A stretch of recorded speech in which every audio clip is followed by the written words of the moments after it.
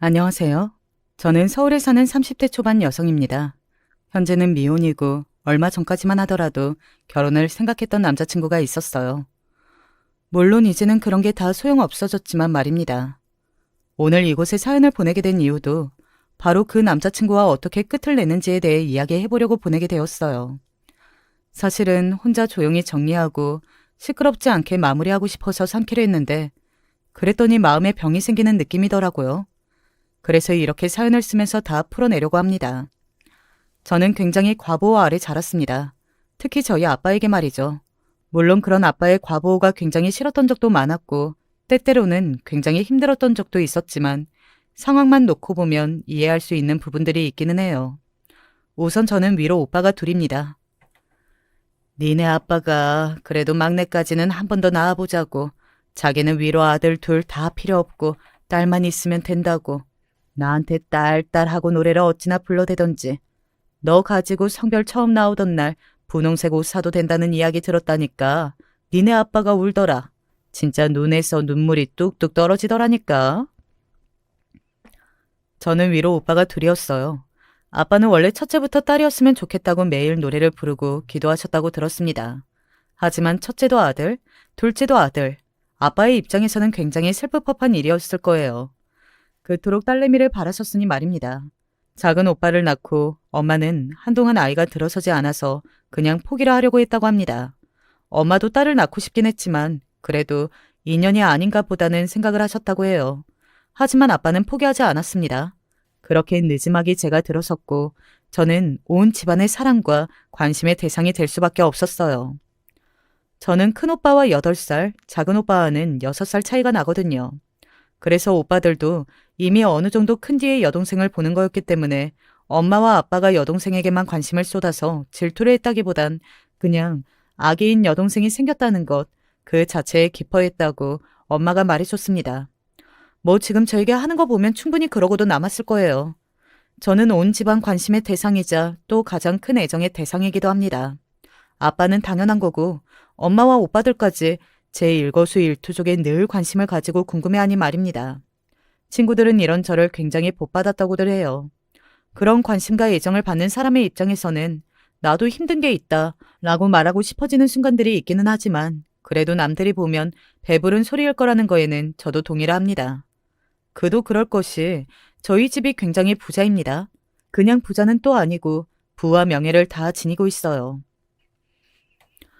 나는 너네 집 같은 집은 정말 듣도 보도 못했어. 보통 그런 집안에서는 자식을 엄청나게 잡아서 교육하지 않냐? 대를 이어야 한다는 둥 체면이 어쩌고 저쩌고 하면서. 그런데 너희 부모님은 너한테 공부 같은 걸로 잔소리도 안 하시잖아. 너는 진짜 엄청나게 복받은 거야. 진짜 얼마나 부러운 줄 아냐?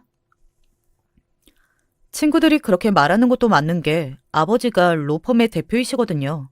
그것도 꽤 커서 나름 아는 사람은 다 알만한 로펌 말입니다. 당연히 부와 명예는 저절로 따라오는 것들이었고 말이죠.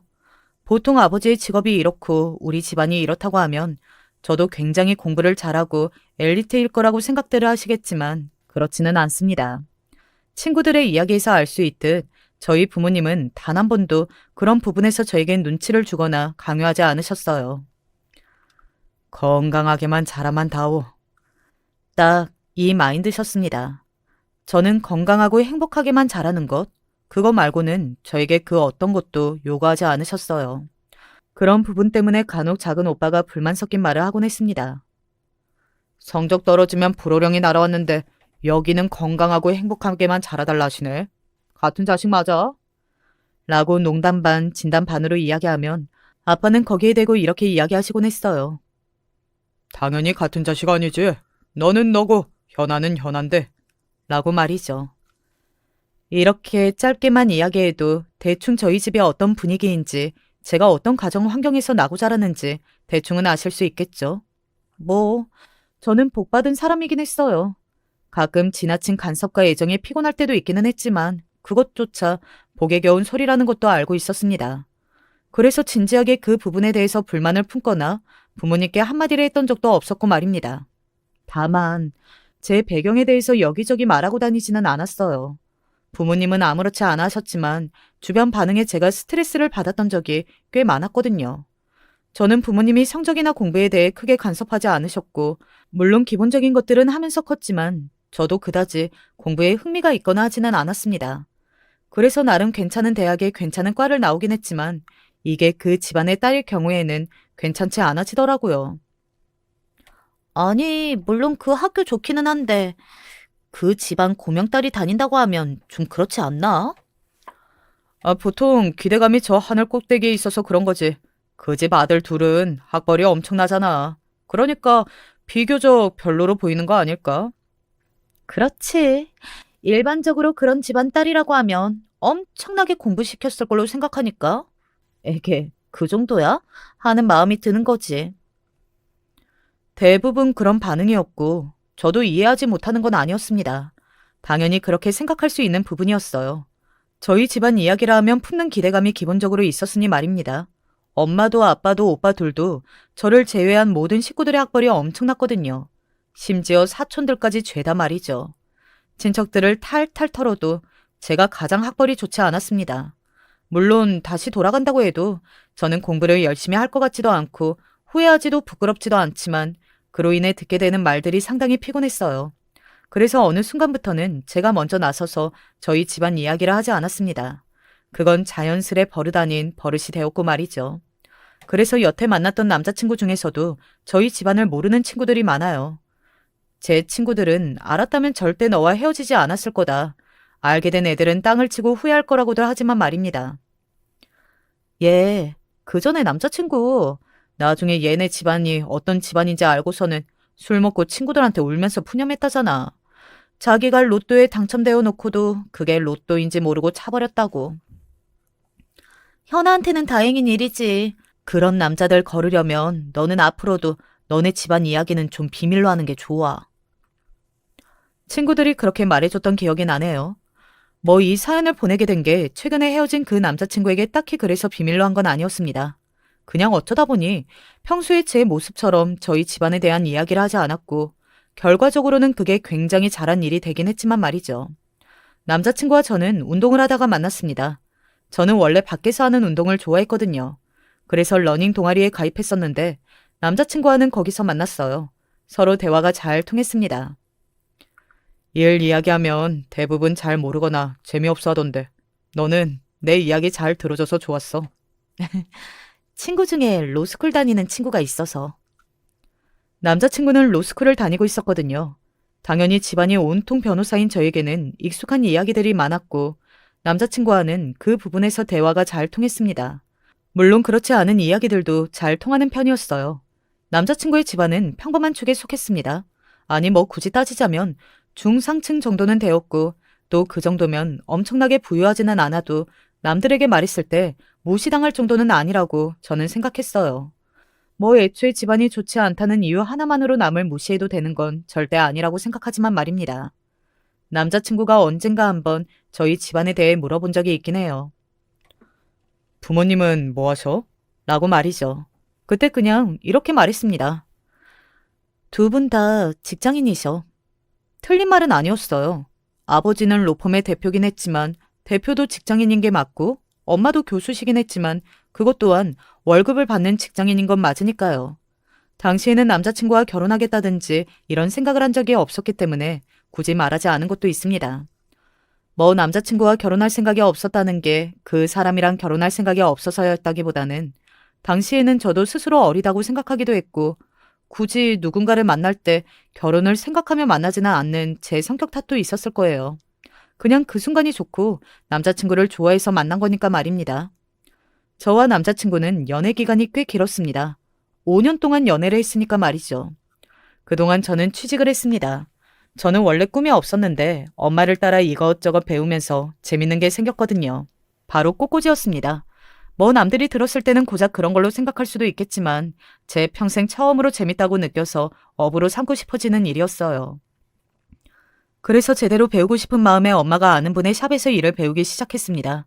뭐 당연히 월급을 받아가며 하는 일이긴 했지만 취직이라고 하니까 뭔가 거창한 것 같기는 하네요. 하지만 남자친구는 일이 잘 풀리지는 않은 것 같았어요. 여기저기 서류를 넣는 것 같았지만 취직이 잘 되지 않았습니다. 이 바닥은 다 인맥인 것 같아. 남자친구가 굉장히 슬픈 얼굴로 그렇게 이야기했던 게 기억이 나네요. 사실 도와주려면 그럴 수 있었습니다. 하지만 굳이 나서지는 않았던 것 같아요. 적어도 제가 아는 남자친구는 그렇게 인생을 살아가고 싶어하는 사람이 아니었기 때문입니다. 나는 내 힘으로 할 거야. 능력도 없으면서 인맥 하나로 꽂아넣는 그런 애들이 되고 싶지는 않아. 그래서 굳이 이야기하지 않은 것도 있습니다. 그러면 그 5년 동안 어떻게 데이트하고 어떻게 만났냐고요? 당연히 제가 모든 비용을 다 댔습니다. 남자친구는 학생이었고 저는 돈을 벌었으니까요. 뭐 굳이 돈을 벌지 않아도 돈이 많기도 했고 말입니다. 그 부분에 있어서 남자친구는 늘 저에게 미안해했어요. 저는 그러지 않아도 된다고 했지만 말입니다. 내가 좋은 직장에 취직하면 꼭 이 빚은 다 갚을게. 우리 사이에 무슨 빚이야. 오빠는 그런 거 신경 쓰지 말고 오빠가 하고 싶은 일이나 열심히 해. 너 없었으면 내가 어떻게 버텼을지 정말 상상도 안 된다. 그러면서 나중에 잘 되면 절대 저를 모른 척하지 않을 거라고 취직하는 그날 프로포즈 하겠다는 말을 수도 없이 했어요. 저는 오히려 그런 남자친구를 보며 미안한 마음이 들 때도 많았습니다. 저에게는 그런 게 하나도 부담이 아닌데 그런 걸로 미안해하는 남자친구를 보면서 말이죠. 그래서 사실을 다 이야기해버릴까 생각했던 적도 있지만 타이밍을 놓치기도 했고 혹여나 남자친구가 기분 나빠할까봐 고민에 고민을 거듭하느라 더 이야기하지 못했던 것도 있었던 것 같아요. 물론 저희 집에서도 남자친구의 존재를 알고 있었습니다. 5년이나 연애를 했으니 당연한 일이었어요. 왜 소개를 안 해주니? 오빠가 스스로 자기가 자격이 생겼다고 판단됐을 때 정식으로 인사드리고 싶대. 우리 집이 뭐 하는지 정말로 모르는 게 맞고? 네, 그래서 내가 오히려 속이는 것 같다고 미안해한다니까. 아, 그래. 아빠는 뭔가 고민하는 듯 보였어요. 그게 남자친구의 거치라는 걸 나중에 알게 되었습니다. 그때는 아빠가 무슨 생각을 하는지 정말 전혀 몰랐거든요. 뭐 곧 알게 되었지만 말이죠. 그 이야기는 뒤에 더 자세히 알려드리겠습니다. 저는 딱히 일찍 결혼하거나 할 생각이 없었기 때문에 남자친구가 취직이 늦어져 제 결혼이 늦어지는 것에 대해 별 생각이 없었어요. 하지만 남자친구와 특히 남자친구의 어머니는 걱정이 많으신 것 같았습니다. 저희 집안 식구들을 남자친구가 만난 적은 없었지만 저는 남자친구의 어머니를 몇 번 만난 적이 있었거든요.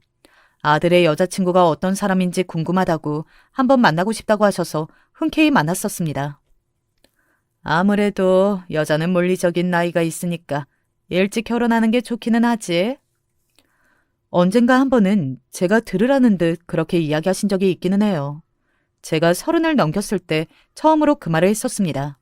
남자친구가 외동의 손이 귀한 집 아들이기도 했고 평범한 집안에서 아들을 변호사로 만들고 있다는 어떤 긍지 같은 것도 느껴지기도 했고 말이죠. 당연히 며느리 욕심도 있어 보였습니다. 너희 집안이 어떤 집인지 진짜 모르는 거 맞아? 갑자기 그건 왜?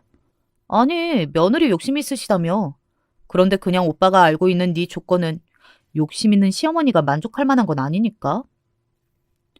친구의 말이 살짝 기분이 나쁘긴 했지만 그게 사실이긴 했어요. 그리고 어느 순간 그걸 저에게 티를 내시기도 하셨습니다. 우리 애가 참 욕심이 없고 착해. 그러니까 이렇게 의리를 지키는 거 아니니. 그런 말을 한다는 것 자체가 저를 아래로 보고 있다는 게 되잖아요. 너는 나중에 우리 아들이 성공하면 내조 열심히 해야 한다. 뭐 이런 말씀도 심심치 않게 하셨고 말이죠. 그런 이야기를 들을 때면 아, 진짜 우리 집이 뭐 하는지 모르는 게 맞구나 하는 생각을 했던 것 같습니다. 그리고 남자친구와 제가 연애를 시작한 지 5년째 되던 해, 제가 31가 되던 그 해에 남자친구는 드디어 취직했습니다. 그래도 나름 이름 있는 로펌이었고 굉장히 일이 잘 풀리는 케이스였어요. 이 이야기도 나중에 더 자세히 해드리겠습니다. 남자친구는 정말 너무 기뻐하고 행복했습니다. 보는 저까지 기분이 좋아질 정도로 말이죠. 이제 우리 둘 다 고생 끝, 행복 시작이다. 나는 한 번도 고생이라고 생각해 본 적 없는데. 내가 사람 하나는 기가 막히게 잘 봤다니까. 조금만 기다려. 내가 정말 멋들어지게 청혼할 테니까. 그렇게 이야기하며 행복해하는 남자친구를 보며 저도 행복했던 것 같아요. 좋은 사람이라고 굳게 믿었고 그리고 제가 좋아하는 사람이기도 했고 말입니다. 그런 사람이 생각하는 미래에 제가 있다는 게 어딘가 감격스럽기도 했어요. 일이 그렇게 되고 보니 이제는 남자친구에게 제 집안에 대해서 이야기해야겠다고 생각했지만 아빠가 말리고 나섰습니다. 조금만 기다려봐라. 얼마나? 오래 걸리진 않을 거야. 사실 저도 바로 남자친구에게 모든 것을 털어놓을 용기가 없었기 때문에 아빠의 말을 핑계 삼아 조금 미뤘던 것 같아요. 그런데 그게 정말이지 최고의 선택이 될 거라고는 그 당시에 저는 정말이지 상상조차 하지 못했었습니다. 남자친구가 이상하다고 느낀 건 그로부터 얼마 지나지 않은 어느 날이었어요. 이번 주말에 뮤지컬 보러 가자. 오빠가 전에 보고 싶다고 했던 뮤지컬 표 구할 수 있을 것 같은데? 제 그 말에 남자친구가 인상을 팍 쓰더군요. 그런 걸 왜 물어보지도 않고 네 마음대로 정해. 제가 남자친구의 반응에 너무 당황해서 말했어요. 아니, 늘 주말에는 데이트하고 또 오빠가 보고 싶어하는 뮤지컬이니까. 내가 그 전에 공부하던 때랑 같아? 지금은 엄연히 변호사인데 주말에도 바쁠 수 있다는 생각을 왜 못해? 아니, 물론 주말에도 바쁠 수야 있지만 만약 주말에 일이 있으면 나는 그날 일이 있을 것 같으니 다음에 가자고 하면 될 일이잖아요. 그런데 그렇게 예민하게 반응하더라고요. 그때는 저도 그런 남자친구의 반응에 너무 당황해서 말을 더하지는 못했습니다. 하지만 집으로 돌아와서 곰곰이 생각해보니 저는 잘못한 게 없었어요. 그래서 남자친구에게 나한테 왜 그랬냐고 문자를 보내려고 하던 차에 남자친구가 먼저 연락해왔습니다. 요즘 일이 너무 바빠서 내가 너무 힘든 마음에 너한테 그래서는 안 됐는데 예민하게 반응했네. 집에 와서 생각해보니 내가 너무 잘못한 것 같아. 미안해. 라고 말이죠. 당연히 그럴 수 있다고 생각했던 것 같아요. 남자친구는 다른 사람들에 비해서 비교적 늦은 나이에 신입이 된 거였고, 그리고 또 이때가 따라가기도 벅찬 시기라는 건 그간 가족들을 봐오면서 너무 잘 알았습니다. 그리고 남자친구가 일하게 된 그 로펌이 굉장히 일이 많기로 유명한 로펌이기도 했고 말이죠. 그래서 별다른 말을 하지 않고 넘어갔던 것 같아요. 하지만 다시는 그러지 않겠다고 미안하다고 사과했던 남자친구는 그 이후로도 예민하게 굴었습니다. 특히 저와 약속을 잡을 때면 더 그랬어요. 왜 자꾸 만나자고 보채? 그냥 내가 먼저 연락할 때까지 기다리면 안 돼? 오빠가 한 달째 연락을 안 했잖아. 한 달 동안 바빴어. 너같이 한가한 일하면 모르겠지만. 그런 식으로 제가 하는 일을 무시하기도 했어요. 그 시기에 저는 굉장히 스트레스를 많이 받았습니다. 남자친구와의 관계 때문에 말이죠. 저는 어느 순간부터 남자친구와 결혼하는 걸 당연하게 생각하고 있었고, 또 남자친구가 없는 미래는 생각해 본 적이 없다는 사실을 깨달았어요. 당연히 제 내일에는 남자친구가 함께하는 거였습니다. 하지만 남자친구는 그렇지 않아 보였어요. 그게 제 가장 큰 스트레스였고 말입니다. 너는 나 없으면 아무것도 못해? 왜 이렇게 연락을 자주 해? 딱히 연락을 자주 한 것도 아니었어요. 한 3일에 한 번 정도였습니다. 사귀는 사이에 그 정도면 자주 하지 않은 것 아닌가요? 그런데 어느 순간부터 저렇게 이야기했어요. 그때쯤 남자친구가 바빠서가 아니라 마음이 변해서가 아닐까 하는 생각을 했던 것 같습니다. 제가 가지고 있는 배경이 배경이다 보니 당연히 변호사 지인들은 많습니다. 큰오빠도 변호사, 작은오빠도 변호사였거든요.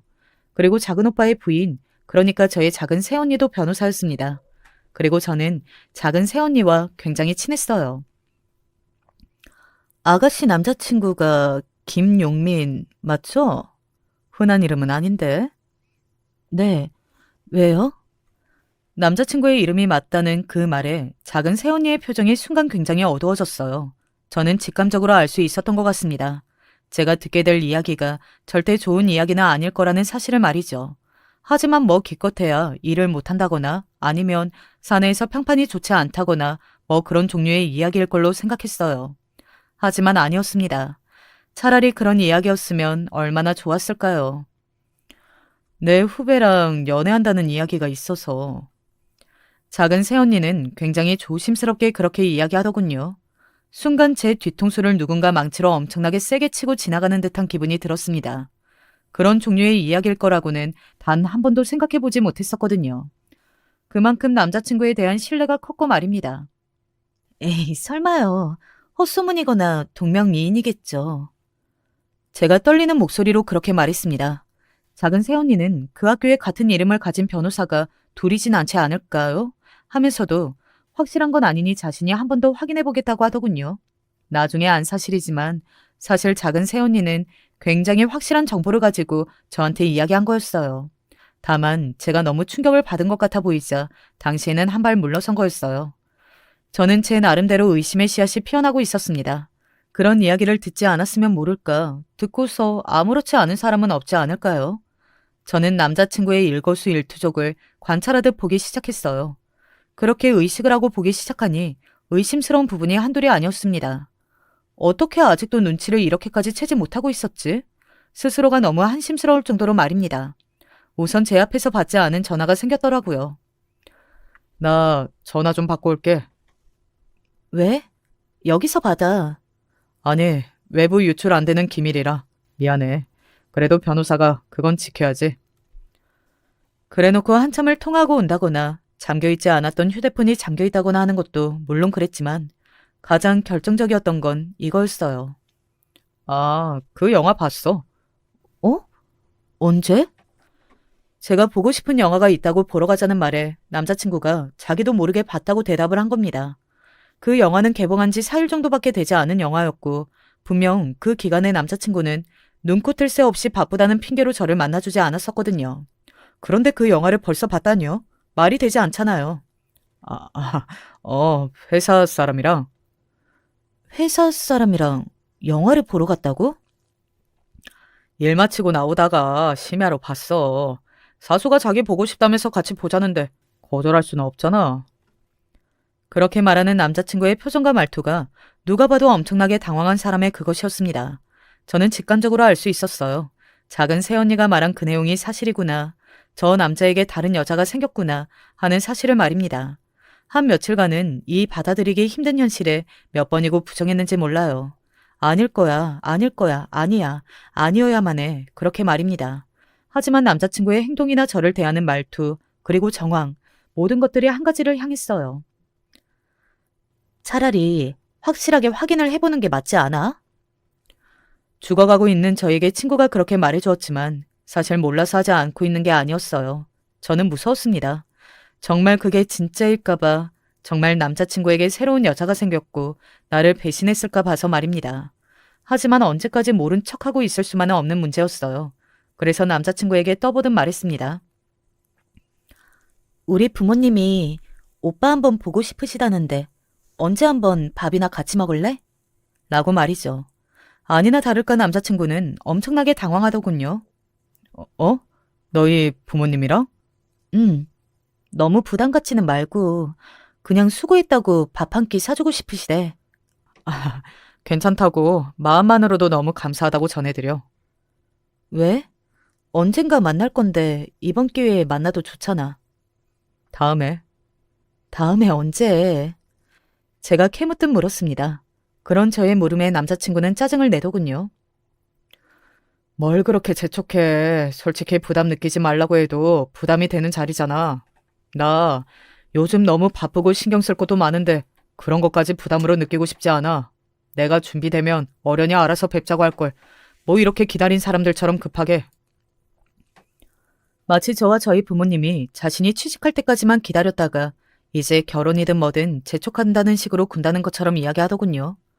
취직되자마자 저에게 빚을 갚고 취직되자마자 저에게 청혼하게 했다던 그 남자는 이제 없었습니다.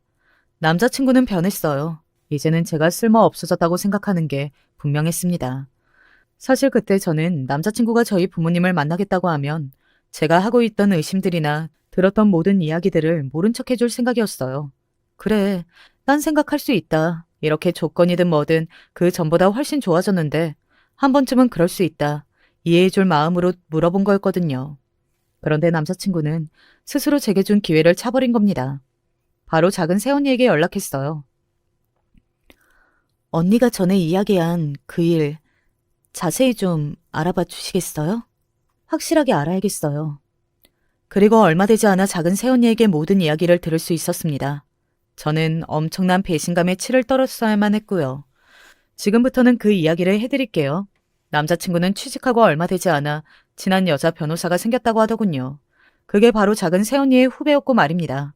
그리고 여자친구가 없는 것처럼 행동했다더군요. 자기 소개팅 좀 시켜달라는 말도 들으라는 듯이 하고 그랬대요. 그랬으니 그 후배도 당연히 솔로라고 생각했을 테고. 남자친구와 그 작은 새언니의 후배는 동기였다더군요. 함께 일을 배우며 붙어있는 시간이 길어졌고 자연히 두 사람은 친하게 지냈고 말입니다. 아가씨 남자친구가 먼저 데이트 신청을 해서 몇 번 밥을 먹고 영화를 봤다고 하더라고요. 그런데 대화가 잘 통했고 그래서 자기가 먼저 고백했다고. 작은 새언니가 제 눈치를 보며 말을 잇지 못했습니다. 저는 단호한 얼굴로 말했어요. 괜찮고 각오한 일이니까 다 말해주세요. 제 그런 말에 작은 새언니가 한숨을 한번 쉬더니 말을 이어갔어요. 후배는 진지하게 결혼 생각 중인 것 같더라고. 만난 지 얼마 되지는 않았지만 둘 다 나이도 있고 또 무엇보다 사람이 진중하니 괜찮아 보인다고. 벌써 아가씨 남자친구 어머니 되시는 분도 한번 만났다는 것 같던데. 어쩐지 한동안 저에게 연락하지 않는다고 생각했어요. 모두 저에게 그 변호사 아내감과 며느리감으로 갈아타는 중이었던 겁니다. 제가 뭐 대단한 뒷바라지 했다고 생각하지는 않아요. 어차피 저한테 돈은 차고 넘쳤으니 아무것도 아니었습니다. 하지만 제 시간과 진심이 너무 아까워서 눈물이 나올 지경이었어요. 내가 어쩌자고 저런 사람에게 진심이었던 건지, 사람 보는 눈이 이 정도로 없었던 건지, 별의별 생각이 다 들고 지나간 세월이 아까웠습니다. 길게 생각할 것도 없었습니다. 저는 그날 저녁 바로 남자친구의 회사 앞으로 갔어요. 그리고 그곳에서 예상치도 못한 사람과 마주치게 되었습니다. 네가 여긴 어쩐 일이냐?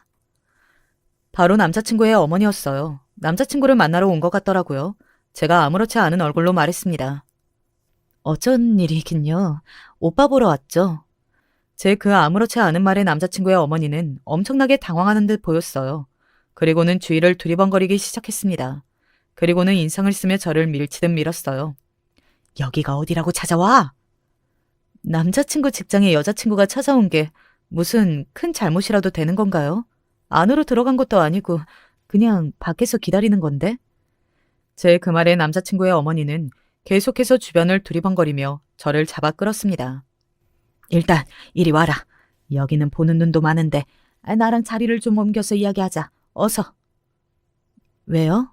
누가 저랑 어머니 보면 안 되기라도 해요? 어머니라니? 내가 왜 네 어머니냐? 언제나 어머니라고 부르라던 사람이었습니다. 정말 어이가 없어서 웃음이 나오더군요. 제가 뭐라고 말을 더 붙이려던 그때였어요. 남자친구가 나왔습니다. 네가 왜? 다행인지 아닌지 남자친구는 혼자 나왔더군요. 그런 남자친구를 보고 남자친구의 어머니가 순간 안심하는 게 보였습니다. 그 작은 새언니의 후배가 함께 나오지 않은 게 천만다행이라고 생각했겠죠. 잠시 당황한 듯 저와 자신의 어머니를 번갈아 보던 남자친구는 시간을 한번 확인한 뒤 저와 자신의 어머니를 잡아 끌었어요. 잠깐 어디 가서 이야기 좀 합시다 다들. 이라고 말하면서 말이죠. 저는 그냥 여기서 하라고 말하려고 했지만 혹시나 아는 사람을 만나게 될까봐 남자친구가 가자는 대로 자리로 옮겼어요. 제 환경이 환경이니만큼 아는 변호사분들이 참 많거든요. 조용한 곳으로 자리로 옮긴 남자친구는 그제야 어딘가 안심이 되는 듯 보였어요. 그건 남자친구의 어머니도 마찬가지였고 말입니다.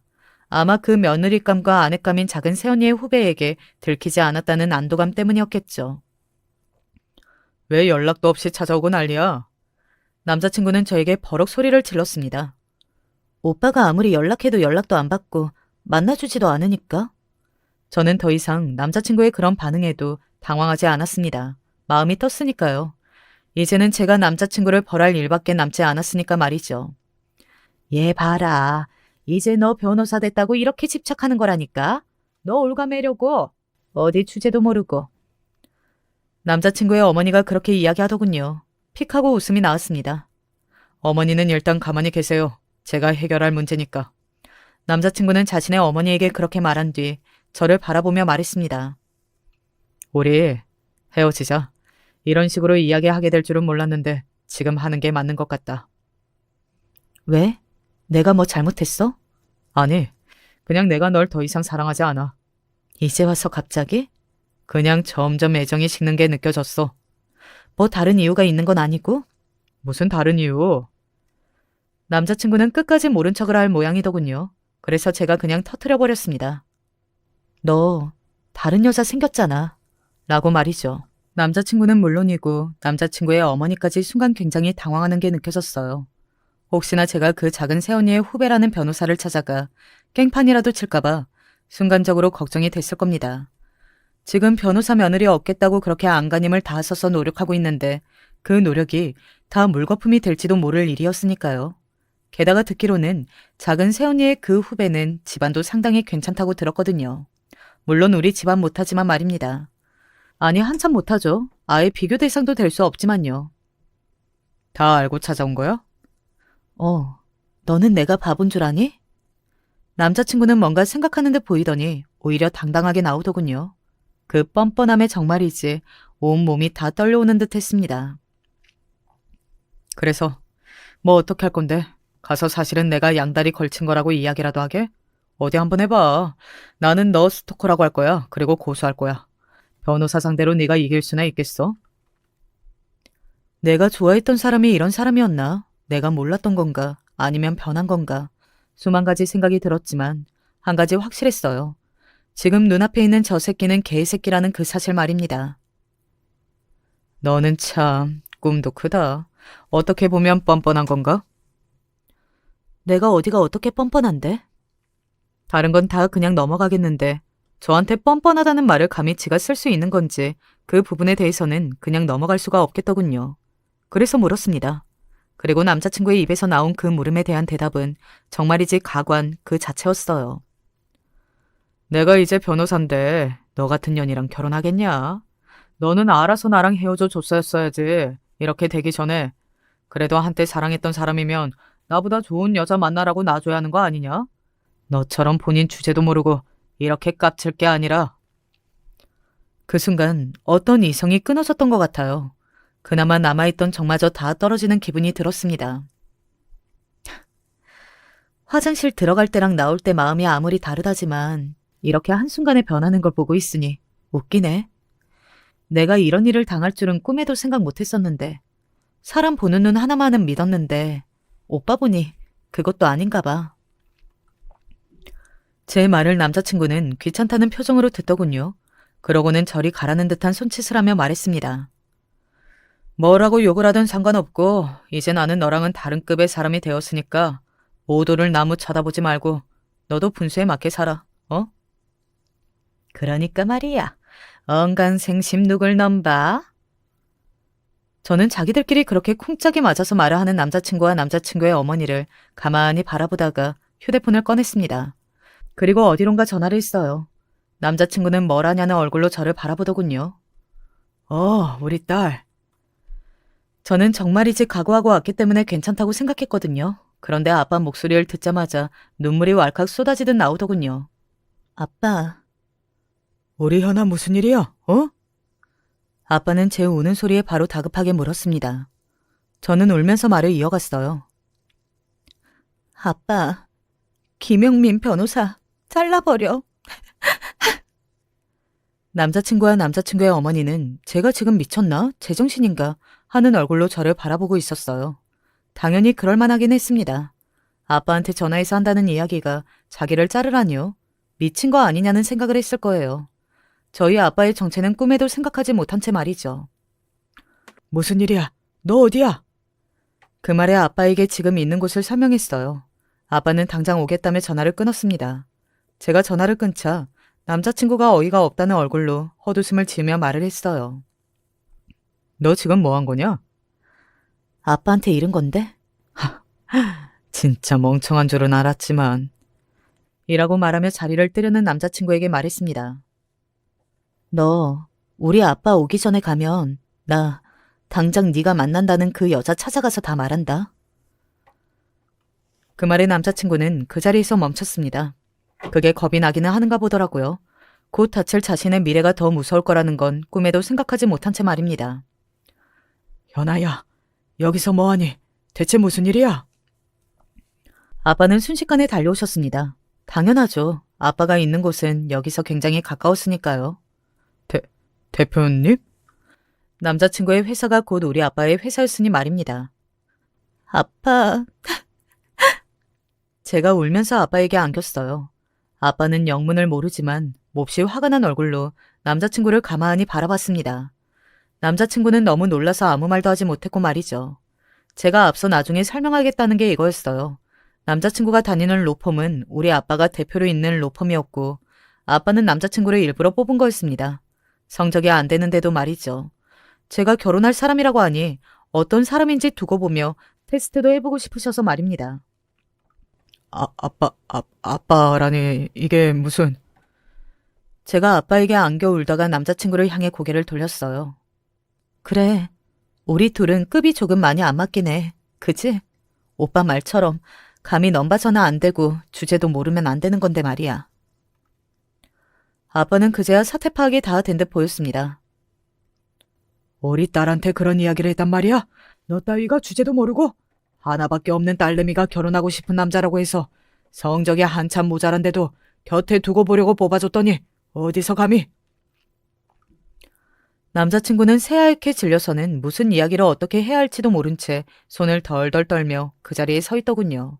그건 남자친구의 어머니도 마찬가지였고 말입니다. 아빠, 가자. 나 더 이상 여기 있고 싶지 않아. 그래. 엄마한테 전화해서 오늘은 맛있는 거 먹으러 가자고 하자. 우리 막내 눈에서 눈물 흐르는 거 아빠 가슴 찢어지니까 그만 울어, 응? 아마 남자친구는 알고 있었을 겁니다. 자신의 회사 대표님에게는 애지중지하는 딸이 하나 있다고 말이죠. 워낙 소문이 많이 나 있는 이야기였으니까요. 그게 저라는 건 아마 꿈에도 상상조차 못했겠지만요. 그렇게 저와 아빠는 그 자리를 벗어났습니다. 그리고는 그날은 휴대폰을 다 끄고 어떤 연락도 받지 않은 채 집에서 잠만 잤던 것 같아요.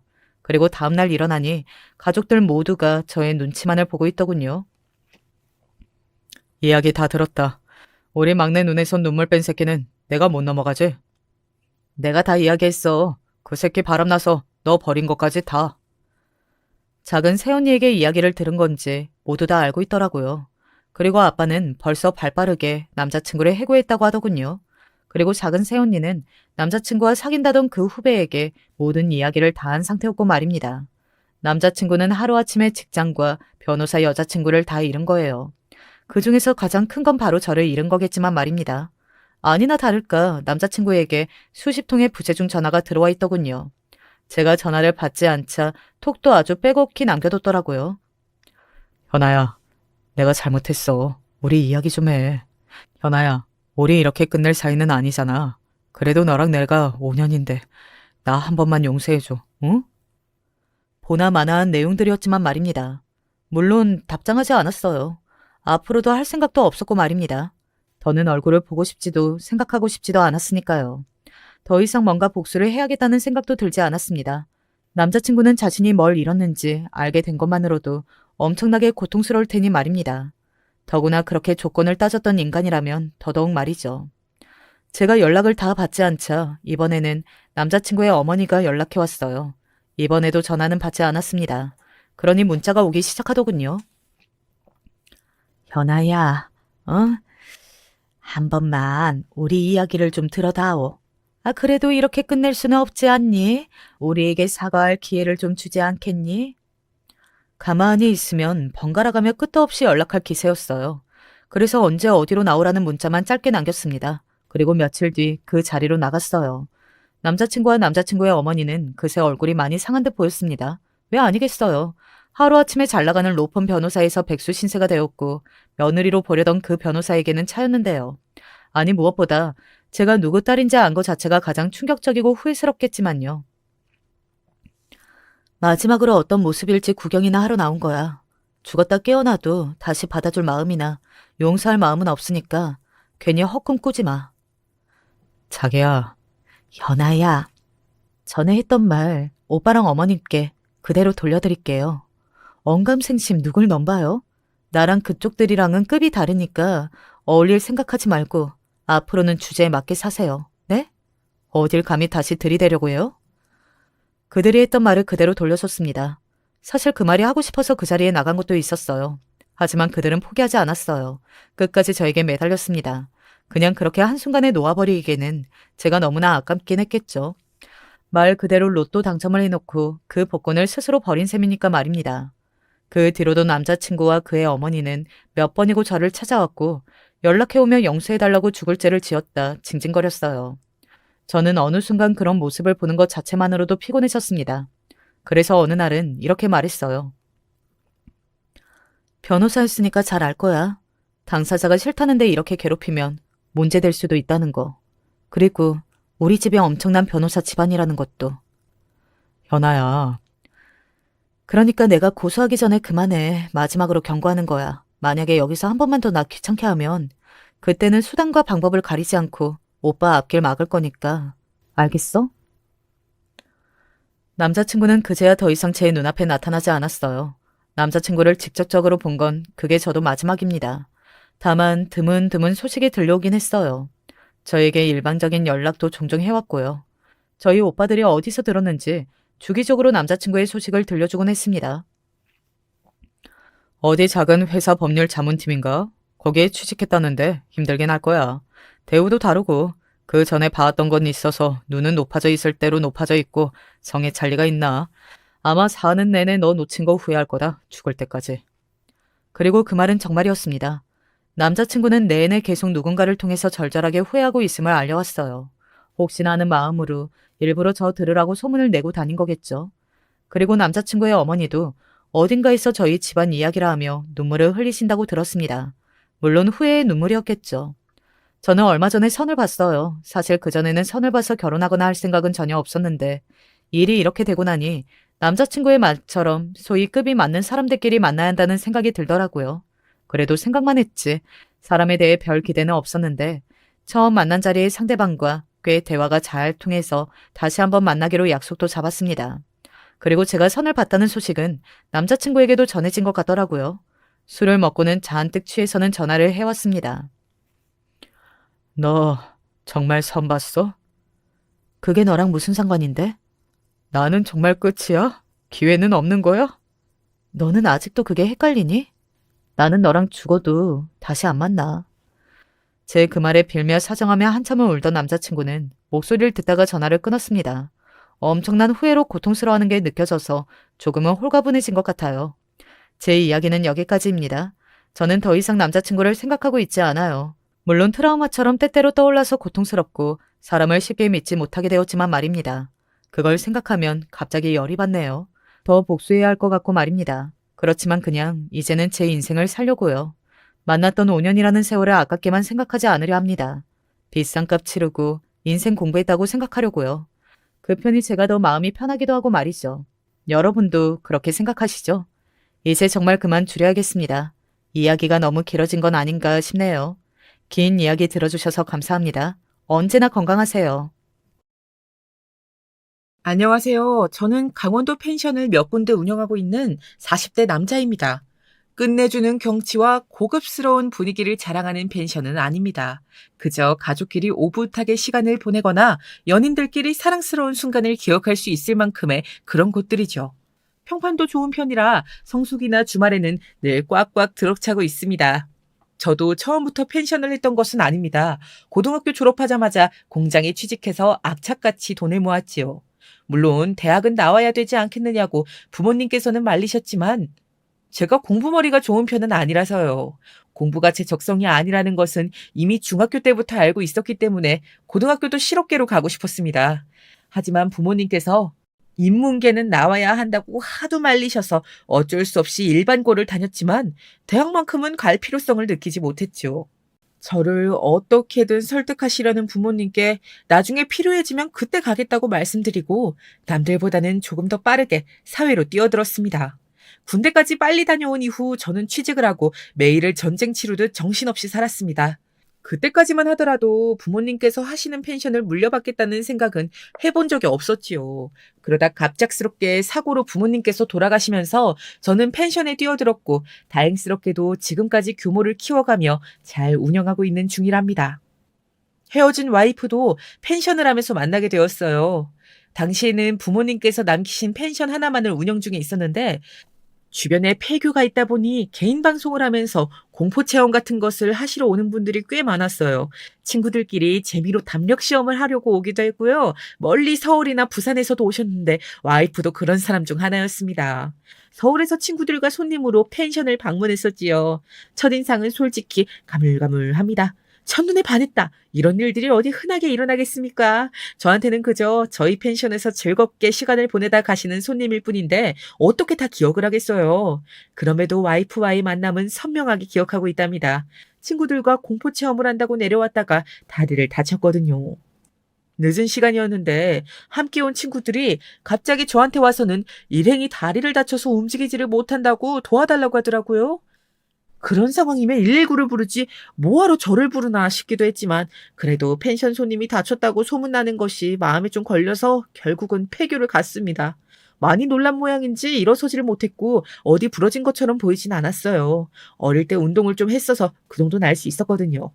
저는 어쩔 수 없이 와이프를 업고 펜션으로 내려왔습니다. 내려오는 동안 미안하다는 말은 100번은 넘게 들었던 것 같네요.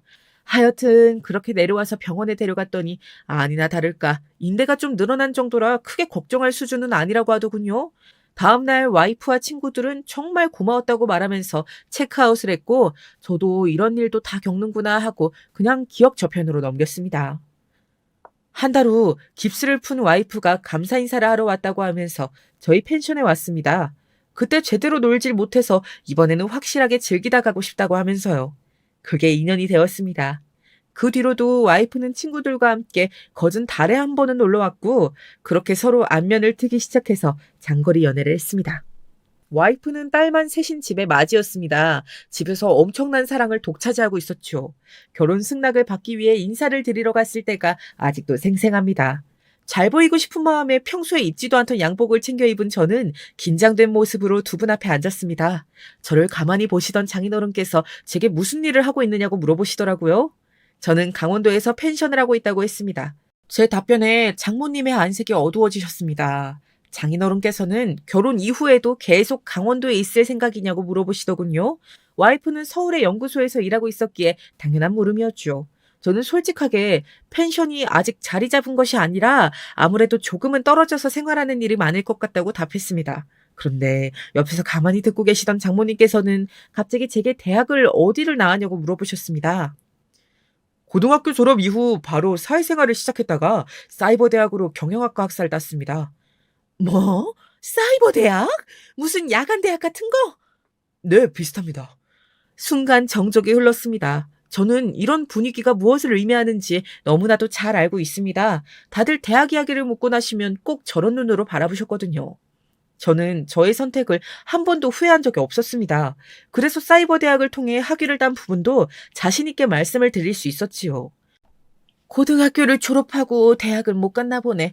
우리 딸은 어디 나왔는지 알아요? 우리 애가 어릴 때부터 공부를 참 잘했거든. 동생들도 다 잘했지만 우리 첫애가 특출났지. 밑에 애들도 잘 챙겼고. 예, 잘 알고 있습니다. 그리고 저는 못 간 것이 아니라 안 갔습니다. 제 길이 아니라고 생각했고 나중에 필요하다 생각이 들어서 학위를 땄고요. 학위? 그걸 대학이라고 할 수 있나? 등록금만 내면 떡하니 나오는 학위? 참나. 기분이 상했죠. 부끄럽지 않은 일이지만 제 앞에서 그렇게 말씀하실 것이라고는 생각지도 못했거든요. 하지만 한편으로는 이해가 되기도 했습니다. 부모 입장에서는 제가 만족스러운 조건은 아니라는 생각이 이미 하고 있었거든요. 그래서 첫 인사 자리기도 하고 더 이상의 대꾸는 하지 않는 게 좋겠다는 생각이 들었습니다. 하지만 와이프는 아니었죠. 그녀는 바로 버럭하며 화를 냈습니다. 엄마, 무슨 말을 그렇게 해요. 대학이 무슨 대수라고. 여기가 대기업 면접 보는 것도 아닌데 대학 이야기는 왜 해요? 요즘은 면접 볼 때도 그런 얘기 안 해요. 넌 좀 조용히 하고 있어. 이 철딱선이 없는 거. 사람 볼 줄도 모르고. 내가 뭘? 이 사람이 어떤 사람인지 엄마가 뭘 한다고 그렇게 말해요. 장모님은 찰싹 소리가 날 정도로 와이프의 등짝을 치셨지만 그녀는 눈 하나 깜짝하지 않았습니다. 무조건 저랑 결혼을 하겠다고 선포하듯 말했죠. 장인어른께서는 부산스럽게 굴지 말고 식사나 하자고 하시면서 대화를 마무리 지으셨습니다. 식사를 마치고 나오면서 저는 와이프에게 부모님께서 마음에 들어하지 않으시는 것 같다고 말했습니다. 누가 봐도 저를 탐탁치 않게 생각하시는 것이 보였거든요. 하지만 와이프는 어차피 결혼은 자신이 하는 것이고 누가 뭐라고 해도 자기는 꼭 저와 결혼을 해야겠다고 하더군요. 저는 두 분께 점수를 따기 위해서 자주 처가를 찾아뵙게 되었습니다. 장인어른께서 마침 낚시를 좋아한다고 하시기에 몇 번 따라간 적도 있었지요. 하지만 아무리 노력을 해도 장모님의 시선을 바꾸기에는 역부족이었습니다. 늘 갈 때마다 미간에 주름을 꽉 잡으신 상태로 저를 보시더라고요. 하지만 자식 이기는 부모 없다고 저희는 결혼 승낙을 받았습니다. 결혼 준비를 하는 동안 장모님께서는 뭐가 그렇게 불만이신지 저희가 결정한 것에 대해 매번 어깃장을 놓으셨습니다. 특히 예물을 준비할 때가 절정이었지요. 와이프는 반지는 귀찮아 싫다고 하면서 시계로 대체하고 싶어 했습니다. 저는 와이프가 원하는 대로 하자고 하면서 가게에 추천을 부탁드렸습니다. 요즘 잘 나가는 것들이라고 하면서 보여주시는데 하나같이 다 잘 어울리더라고요. 저는 다이아 세트 말고도 다른 것을 해주고 싶었습니다. 하지만 와이프가 하나만 해도 충분하다고 했죠. 그래도 예물인데 너무 허전한 것 같다고 하면서 처제와 장인어른 장모님의 것을 하나씩 사자고 했습니다. 와이프는 됐다고 했지만 그런 그녀를 달래서 처제들 팔찌와 장모님 반지 그리고 장인어른 시계를 맞추었습니다. 와이프는 이렇게까지 챙겨줘서 엄청 고마워하더라고요. 예물이 완성된 날 저희는 물건을 찾아 처가를 방문했습니다. 이미 와이프에게 이야기들을 들으셨는지 처제들은 눈을 빛내고 있었어요. 다행스럽게 처제들은 마음에 쏙 들어 했습니다. 장인어른께서도 기분 좋은 웃음을 지으셨고요. 그런데 장모님의 반응이 이상했습니다. 너 고작 다이아 한 세트 했어? 명색이 예물인데? 동생들이랑 엄마 아빠 하나씩 했잖아. 뭐가 하나야? 장모님께서는 인상을 쓰시면서 처제들이 한 팔찌와 자신의 반지를 유심히 보셨습니다. 다이아도 아닌데 이런 거 얼마 한다고? 넌 어떻게 된 애가 고작 이걸 예물이라고 봤니? 주변에서 이야기하는 것도 못 들었어? 다이아 한 세트라니? 어디 얼굴을 들고 다니겠어? 다른 집들은 보석을 줄줄이 받는다는데 와이프는 그런 것에 관심도 없거니와 자기는 충분하다고 했습니다. 화살은 제게로 날아왔습니다. 김서방, 사람 그렇게 안 봤는데 그게 그렇게 아깝던가? 예물로 보석 더 해오는 게. 아니 애가 아무리 다이아만 한다 그러더라도 자네가 양심이 있으면 그러는 거 아닐세. 우리 아들 고작 다이아라니. 저는 당황스러움에 어떻게 말을 해야 할지 순간 멍해졌습니다. 그렇지만 이내 정신을 차리고 장모님께 앞으로 살면서 더 챙겨주겠다고 약속했습니다. 장모님께서는 그 말을 어떻게 믿느냐며 혀를 차시더니 두고 보겠다고 말씀하셨습니다. 저는 첫 단추부터 무언가 잘못되었구나 싶은 예감이 들었습니다. 저희의 신혼살림은 서울에서 시작되었습니다. 그것도 처가와 한 블록 떨어진 곳이었지요. 장모님의 강력한 주장도 있었고 저 역시 와이프가 저 때문에 다니던 직장을 포기하길 바라는 마음은 없었습니다. 그래서 제가 강원도와 서울을 오가기로 했습니다. 물론 힘든 점도 있었지만 생각보다 어렵지는 않았습니다. 그녀는 정말 공부만 하던 사람이었습니다. 그 때문인지는 몰라도 금전적 감각이 둔한 편이었습니다. 아예 그쪽으로는 크게 관심이 있지도 않았고요. 당연히 경제권은 제가 쥐고 있을 수밖에 없었습니다. 집안의 대소사를 신경 쓰고 챙기는 것도 마찬가지로 제 역할이 되었고요. 이런 부분에 있어서 불만은 없었습니다. 각자 자기가 잘할 수 있는 일을 하면서 사는 것이 중요하다고 생각했기 때문이죠. 다만 장모님께서는 이런 저희를 보면서 늘 혀를 차며 못마땅해 하셨습니다. 장모님께서는 딸이 걱정된다고 하시면서 자주 저희 집에 오셨습니다. 당연히 저와 부딪히는 일이 많았고요. 김서방, 자네는 일 안 하나? 펜션 한다며 매번 집에서 뭐 하는 겐가? 다른 직원들이 알아서 잘 챙겨주고 있어요, 장모님. 다른 일도 좀 있어서 집에서 하고 있고요. 장모님께서는 그저 그런 펜션에 무슨 직원까지 여럿 두고 있느냐고 호통이셨습니다. 그런 돈이 아깝지 않느냐고 말이죠. 장모님께 저희 펜션의 규모에 대해 설명해드려야 하나 잠시 고민을 하기도 했습니다. 하지만 저렇게 펄펄 뛰시는 분께 말씀드려봤자 무슨 소용이겠는가 싶어서 그냥 한 귀로 듣고 한 귀로 흘리고 있었죠. 장모님께서는 한참을 그렇게 화를 내시더니 와이프가 좋아하는 반찬을 해왔다며 주방으로 들어가셨습니다.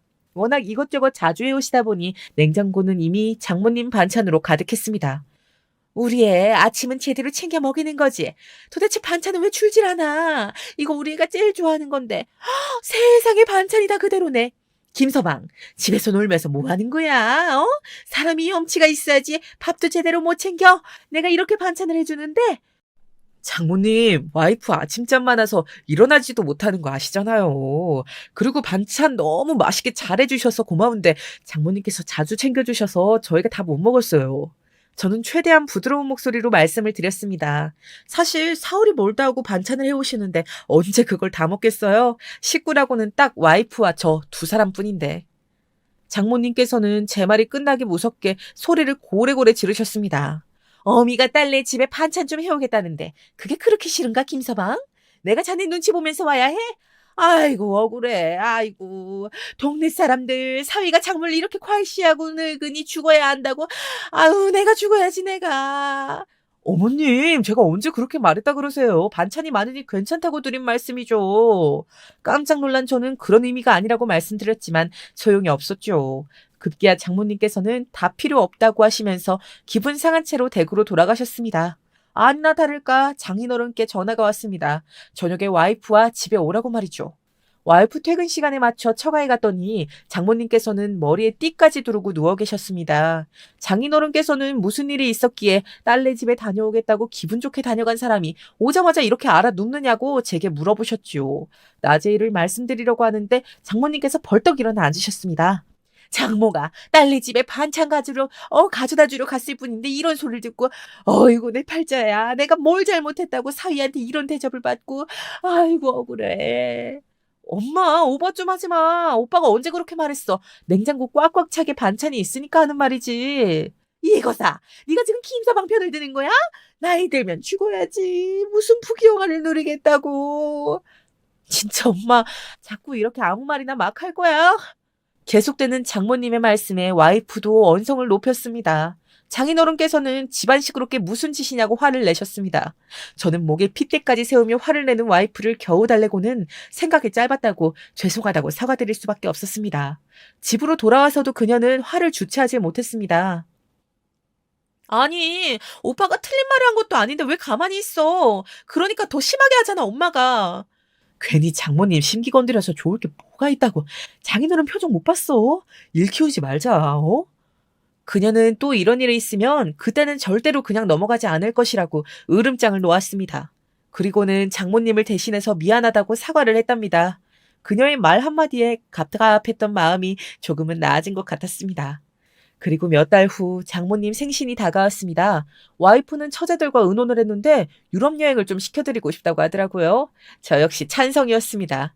그런데 와이프가 이런저런 정보들을 모아보기는 했지만 어디를 할지 결정하지 못했다고 말하며 혹시 챙겨봐 줄 수 있느냐고 부탁하더라고요. 아마 동서나 처제들도 자기 일이 바빠 신경을 못 쓸 것 같으니 와이프에게 떠넘긴 것 같았습니다.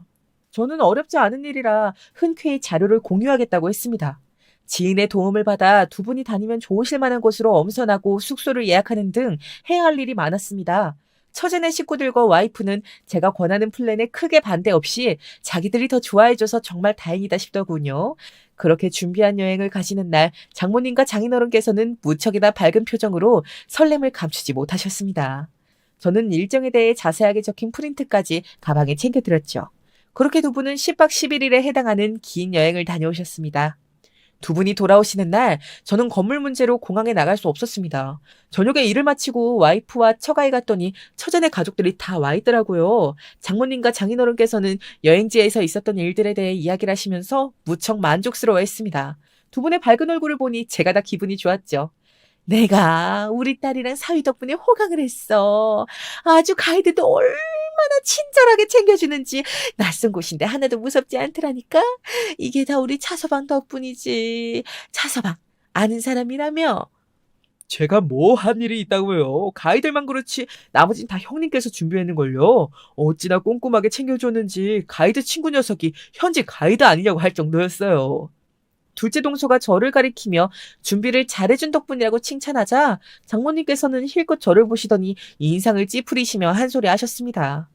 김서방이 어디 유럽 가보기나 했어? 어디 있는지도 모를걸? 고작 일정 좀 알아본 것 가지고 무슨 큰일 했다고. 차서방이 가이드 붙여준 덕분이지. 피곤하실 것 같아서 참으려고 했는데 진짜 너무하네 엄마. 김서방이 두 분 이왕이면 편한 곳에서 주무시고 좋은 곳 많이 보고 맛있는 음식 즐기다 오시라고 얼마나 많이 준비했는지 아세요? 가이드가 소개해준 곳들 다 김서방이 예약한 곳이라고요. 뭐 어쩌라고. 내가 잘 갔다 왔다고 했잖아. 그랬으면 그만이지 무슨 공치사라도 더해줘? 그리고 거기 현지 가이드가 대처를 얼마나 잘했다는데 내가 뭐 틀린 말 했나. 지금 엄마가 고작 일정이라며 그거 알아보고 예약한다고 이 사람이 얼마나 정신없이 바빴는데. 장모님의 억지스러운 말씀에 와이프가 언성을 높였습니다. 저 역시도 기분이 좋진 않았습니다. 무언가를 바라고 한 것은 아니었지만 그렇게 말씀하실 것까지는 없지 않았나 싶었죠. 집에서 하는 거 없이 한량한 사람이 일 좀 생겼다고 이렇게 요새를, 아이고. 엄마! 집안 분위기는 점점 험악하게 흘러갔습니다. 모인 가족들의 얼굴에도 짜증이 섞이기 시작하더군요. 언니도 엄마가 괜히 하는 말씀에 열 올리게. 엄마도 그만하세요. 형부가 애쓴 건 사실이잖아요. 그러니까 이쯤 하고 선물 사온 것 좀 보여주세요. 막내 처제가 상황을 수습하기 시작했습니다. 장인어른께서도 이때다 싶으셨는지 생각나서 하나씩 챙겼다고 하시면서 선물을 주시더라고요. 선물을 풀어보면서 어디서 샀는지 그곳이 어떤 곳인지 장인어른께서 자랑하듯 이야기하셨습니다. 그렇게 분위기는 봉합되는가 싶었습니다. 하지만 화가 난 와이프는 굳어진 얼굴로 단 한마디도 하지 않았어요. 그리고는 일이 있어 먼저 가야 한다고 선물만 챙겨서 일어났습니다. 평소 와이프는 크게 고집 부리는 일 없이 좋게 흘러가면 된다고 하는 편입니다. 하지만 한번 화가 나면 주변에서 아무리 말려도 듣지 않는 편이었죠. 와이프는 집으로 오는 동안 왜 자꾸 저를 무시하는 말을 하는지 장모님을 이해할 수 없다고 말하며 너무 속상하다고 말했습니다. 그녀를 달래주면서 괜찮다고 말은 했지만 저도 사람인지라 한동안은 처가를 찾는 일이 뜸했습니다. 여행 사건 이후로는 우리는 무난하고 평범한 날들을 이어갔습니다. 저는 그 사이에 새로 개장한 펜션이 자리를 잡으면서 서울 근교로 눈을 돌려서 다른 일을 시작했습니다. 강원도까지 다녀오는 일이 많이 줄어들었지요. 그러던 어느 날 몸이 좀 뻐근해 집에서 쉬면서 일을 하고 있는데 장모님께서 찾아오셨습니다. 저번 반찬 사건 이후로는 와이프와 이야기가 된 모양인지 그렇게 자주 오시지는 않으셨는데 이렇게 갑작스럽게 찾아 깜짝 놀랐습니다. 장모님께서는 요즘 새로운 일을 시작한다는 이야기를 들었다고 말문을 여셨습니다. 그러자 다짜고짜 돈이 어디서 났냐고 물어보셨습니다. 김서방, 펜션인가 뭔가 제대로 운영되는 건 맞아? 그거 다 우리 딸 돈으로 구멍 메꾸는 건 아닌 거지? 장모님도 참, 저희 집 살림은 다 제가 벌어온 돈으로 충분히 돌아가는데요. 그럼 우리 애가 벌어 들어오는 돈은? 그 돈으로 뭐 하나? 글쎄요. 저희가 없이 사는 것도 아니고 와이프 통장은 본인이 관리하겠죠. 진짠가? 진짜 김서방 자네 몰라? 자네가 우리 애 벌어오는 돈으로 투자니 사업이니 벌리는 게 아니고? 그럴 리가요. 월급 통장이 어떻게 생겼는지도 모르는데요. 그리고 제가 하는 일은 다 제가 번 돈으로 하는 거지. 와이프 돈은 1원도 안 들어갔어요. 저는 어이가 없었습니다. 사실 결혼 초반부터 와이프는 자기 통장을 제게 주면서 용돈을 타서 쓰겠다고 했습니다. 하지만 제가 벌어들이는 돈으로도 충분히 생활이 가능했기 때문에 와이프의 월급 통장은 전혀 손을 대지 않았지요. 그냥 그녀가 쓰고 싶은 만큼 쓰도록 했습니다. 처제들은 명품백이다 시계다 관심이 많았지만 우리 와이프는 전혀 그런 걸 모르더라고요. 자신의 관심사가 아니라나 뭐라나. 그녀는 오로지 레고를 사서 만드는 것을 제외하고는 다 귀찮아했습니다. 그런 그녀를 너무 잘 알고 있었기 때문에 저는 월급 통장에는 전혀 손을 대지 않았습니다. 제 이야기를 들으신 장모님께서는 앞에 내드린 주스를 단숨에 들이키시더니 심각한 얼굴로 말씀하셨습니다. 김서방, 아무리 그래도 사업은 어디 아무나 하나? 자네 그 잠깐 사이버 대학인가 뭔가 하는 곳에서 배운 걸로 경영을 한다고 하는 것 같은데 그거 어지간한 사람도 못해. 그런데 자네가 해보겠다고 나서는 거 그거 폭탄 들고 불 속으로 뛰어드는 것밖에 더 되겠어? 그러니까 그냥 자기 분수껏 딱 거기까지만 살아. 우리 막내 고생하는 거 안쓰럽지만 그게 지 팔자겠지. 그러니까 괜히 설레발 치지 말고 그냥 접게.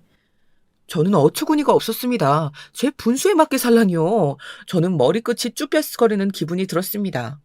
장모님, 사업이라고 새로운 일을 벌이는 것이 아니에요. 펜션하면서 꾸준하게 해오던 일인데 이번에 새로운 지역을 알아보는 것뿐이에요. 분수에 맞게 살라니요. 저희가 어때서요? 저희 행복하게 잘 살고 있습니다. 됐어. 자세한 이야기는 궁금하지도 않고 자네가 무슨 일을 하는지 나도 알고 싶지 않네. 아니, 자기 주제를 알고 살라는 말이 어렵나? 내 말이 무슨 뜻인지 모르겠어? 우리 딸 등골 빼먹으면서 살 생각하지 말고 그냥 지금처럼만 시골 총구석 펜션이나 운영하면서 있으란 말이야. 나대지 말고. 알아들어? 등골 빼먹는다뇨. 그렇게 못 믿겠다 싶으시면 와이프에게 물어보세요. 월급 어떻게 하고 있는지. 제가 전화해볼까요? 저는 화가 나서 당장이라도 와이프와 전화 연결을 해드리겠다고 했지만 장모님께서는 코웃음을 치셨습니다. 와이프가 제 일이라고 하면 앞뒤 생각지도 않고 덤벼드는데 무슨 사실을 말하겠느냐고 말이죠. 저는 와이프가 오거든 통장을 보여드리겠다고 했지만 장모님은 다 필요 없다고 말씀하시면서 쓸데없는 일을 할 생각하지 말고 지금 일이나 제대로 하라고 하시고는 나가버리셨습니다. 덩그러니 혼자 남은 저는 어디까지 참아야 하는지 가슴이 답답해졌습니다. 와이프가 퇴근하고 돌아왔을 때 저는 그녀에게 월급 통장에 대해 물었습니다. 그녀는 자기 스스로도 어디다 두었는지 잘 모르겠다고 하더군요. 제게 갑자기 왜 물어보냐고 하기에 낮에 일을 이야기했습니다. 와이프는 당장이라도 처가에 따지러 갈 기세였지만 저는 그런 그녀를 말리며 앞으로 일적인 부분은 장모님께 말하지 않았으면 좋겠다고 했습니다. 그녀는 동생들과 이야기를 하다가 우연히 나왔는데 그게 그렇게 전달이 되었을 것이라고는 꿈에도 생각하지 못했다고 하면서 앞으로는 절대 이야기하지 않겠다고 했습니다. 제게 엄청 미안해하는 와이프 얼굴을 보면서 저는 이번 일을 그냥 넘기기로 했습니다. 그러는 사이에 와이프가 임신을 했습니다. 아빠가 된다고 생각하니 잠이 오지 않을 정도였지요. 장인어른과 장모님께서 뛸 듯이 기뻐하셨습니다. 다행스럽게도 입덧이 심한 편이 아니었어요. 반대로 먹덧이 심했죠. 먹고 싶은 것이 얼마나 많은지 갑자기 툭툭 먹고 싶다고 던지는데 그걸 찾아다니는 것도 보통 일은 아니었습니다. 하지만 저는 기쁘고 행복했습니다. 뱃속의 아이는 아들이었습니다. 아이가 태어나는 날 와이프 품에 안긴 아이를 보는데 정말 이 두 사람을 위해서라면 무엇이든 할 수 있겠구나 싶었어요. 산후조리원을 나온 이후에도 장인어른과 장모님께서는 종종 집에 오셨습니다. 두 분께도 첫 손주다 보니 애정이 남다르셨지요. 장인어른께서는 저를 많이 닮은 것 같다고 하시면서 아들의 이름은 어떻게 할 것인지 물어보셨습니다. 저희 부부는 아직 이름을 정하지 못한 상태였습니다. 후보는 많았지만 딱 이거다 하는 이름은 없었거든요. 저희는 고민 중이라고 말씀드리면서 혹시 어떤 이름이 좋을지 봐주실 수 있냐고 보여드렸습니다. 이름을 찬찬히 살피시던 장모님께서 말씀하셨습니다. 이거 누가 정한 거야? 김서방 자네야? 아니, 한자 이름을 하고 싶으면 제대로 좀 알아보든가. 아는 게 얼마나 된다고 그냥 아는 거 적당히 섞은 것 같은데. 됐어. 내가 아는 장명소에서 이름 받아줄 테니 그걸로 해. 장모님, 이 이름도 장명소에서 받아온 이름인데요.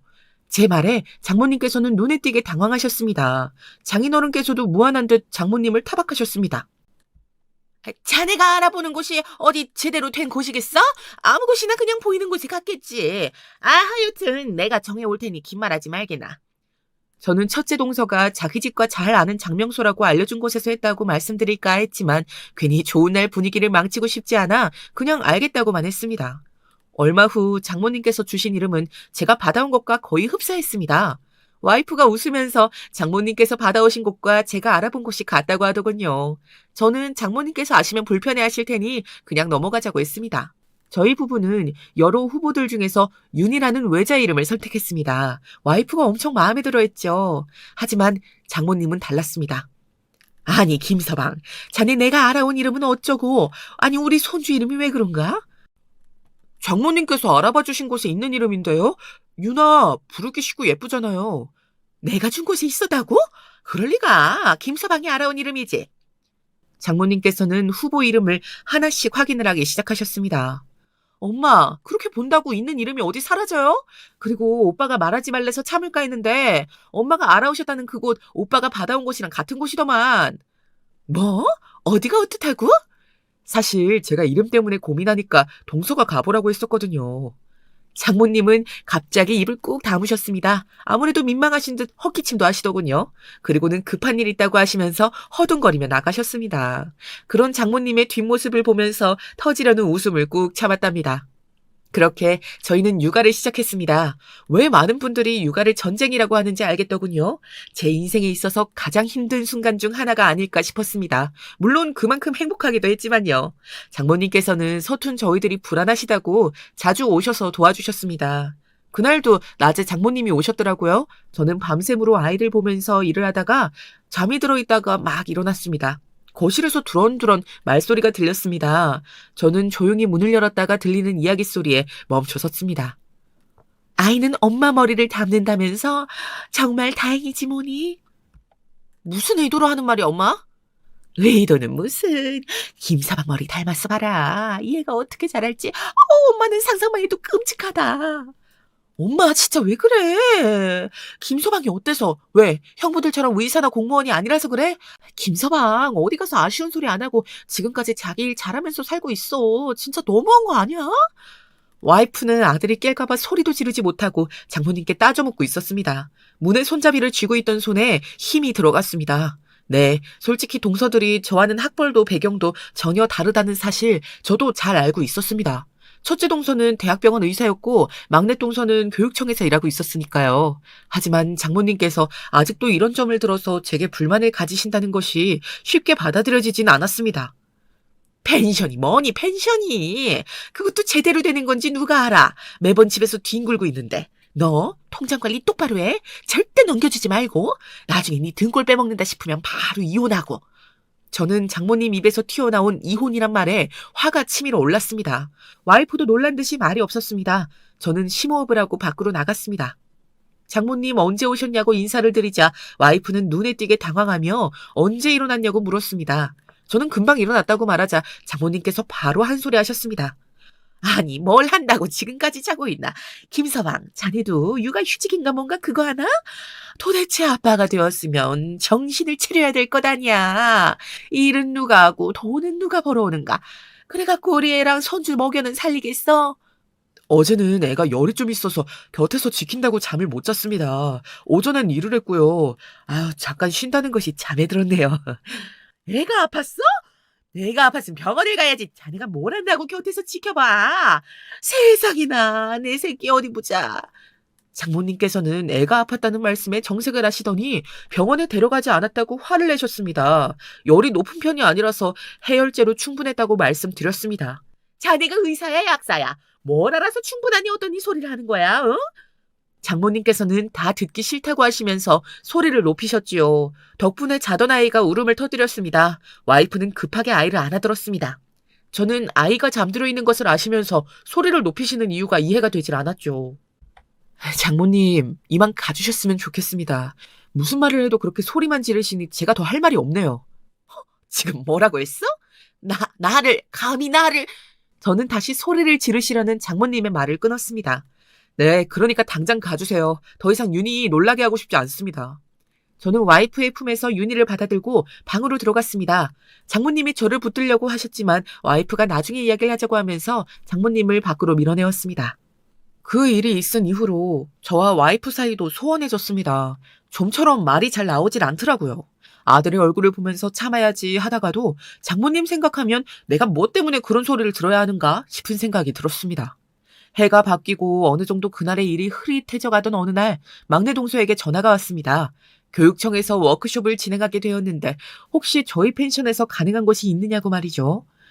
하지만 이미 그곳은 다른 기관에서 예약을 하신 상태라 불가하다고 전했습니다.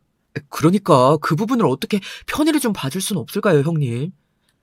동서, 자네도 알다시피 나도 신용으로 먹고 사는데 예약하신 분에게 갑자기 다른 곳으로 옮겨달라고 말씀드리는 게 가능하겠어? 그리고 동서가 말한 인원이면 처음 권했던 곳이 적당해. 거기다 최근에 내부 수리도 해서 훨씬 편할 거야. 동서는 아쉬워하는 말투로 그럼 그곳으로 예약을 하겠다고 했습니다. 저는 기관에서 영수증을 작성해야 하는 것이라 다른 혜택을 줄 수는 없지만 원하시는 부분은 최대한 맞춰주겠다고 했습니다. 동서는 다른 것은 모르겠고 잠자리와 식사 부분은 신경을 써달라고 하더라고요. 원래 식사도 각자 알아서 하는 곳이 대부분이지만 저희는 기관에서 오시는 경우 주변 식당과 연계하여 식사를 제공하고 있었거든요. 저는 동서에게 혹시 문제가 될 만한 것들을 따로 알려달라고 했습니다. 그렇게 예약을 마무리하고 잊고 있던 어느 날이었습니다. 장모님께서 제게 할 말이 있다고 하시면서 집으로 오겠다고 하셨습니다.